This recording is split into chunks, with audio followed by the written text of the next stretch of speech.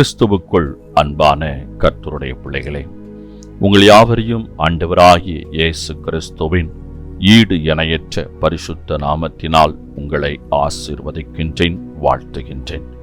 கர்த்தர் தாமே இந்த நாளிலே நீங்கள் எதிர்பார்க்கிற நன்மைகள் யாவையும் உங்களுக்கு பரத்திலிருந்து அருளி செய்து நீங்கள் இம்மையில் சுகித்திருக்க மறுமையில் நிலை வாழ்வை பெற்றுக்கொள்ள அனுக்கிரகம் செய்வாராக.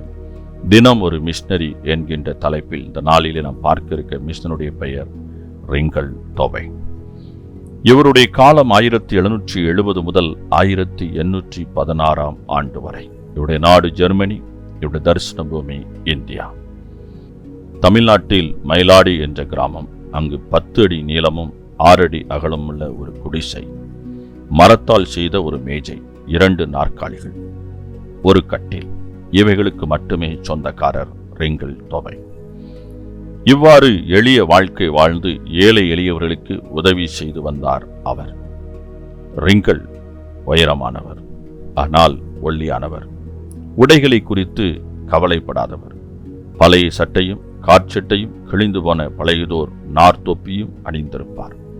யாராவது அவருக்கு துணிகள் கொடுத்தால் அதை ஏழைகளுக்கு கொடுத்து விடுவார். இவரின் அயராத பணியினால் பல திருச்சபைகள் உருவாயின. மயிலாடி, பிச்சை குடியிருப்பு, தாமரைக்குளம், புத்தளம், ஆத்திக்காடு, கோவில் விலை, ஈத்தமொழி ஆகிய 7 இடங்களில் திருச்சபைகளை கட்டி பள்ளிக்கூடங்களையும் ஏற்படுத்தினார். 1816 ஆண்டு உடல்நிலை பாதிக்கப்பட்டவராக கப்பலில் சென்னைக்கு புறப்பட்டார். கப்பல் மணக்குடி வந்தவுடன் தமது வீட்டுச் சுவரில் எழுதியிருந்த கடன் பாக்கியை பற்றிய நினைவு வரவே மாலுமியுடன் மிகவும் மன்றாடி கப்பலை நிறுத்திவிட்டு மயிலாடிக்கு விரைந்தார். அங்கு வீட்டுச் சுவரில் எழுதப்பட்டிருந்த தனக்கு கடன்பட்டவர்களின் பெயர்கள் அனைத்தையும் அளித்தார். மயிலாடி மக்கள் அதை கண்டு ஆனந்த கண்ணீர் விட்டனர்.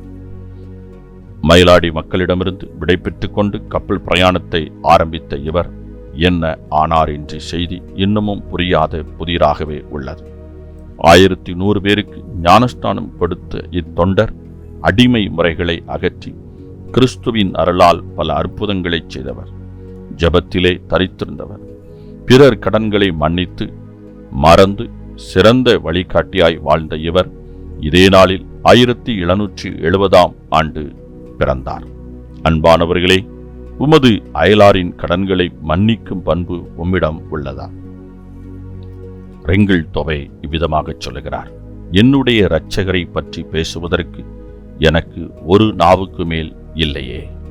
அன்பானவர்களே, இந்த ரிங்கல் தொவை ஒரு எளிமையான ஒரு வாழ்க்கையை வாழ்ந்திருக்கின்றார்.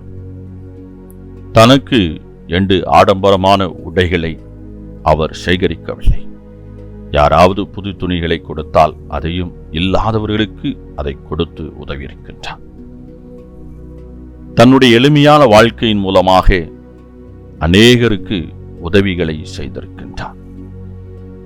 அவரிடத்தில் உதவி பெற்றவருடைய பெயர்களை தன்னுடைய வீட்டின் சுவரில் எழுதி வைத்திருந்தார். ஆனால் அவர் திரும்பிச் செல்லும் பொழுது அவைகள் எல்லாவற்றையும் அழித்து விட்டார். அவைகளை அவர்களுக்கு மன்னித்தும் விட்டார். அன்பானவர்களே, நம்மிடத்தில் அநேகர் உதவிகளை பெற்றிருக்கின்றார்.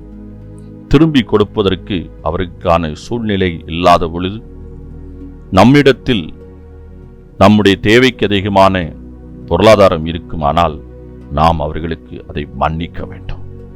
அதுதான் கிறிஸ்து நம்மிடத்தில் எதிர்பார்க்கிற ஒரு காரியம்.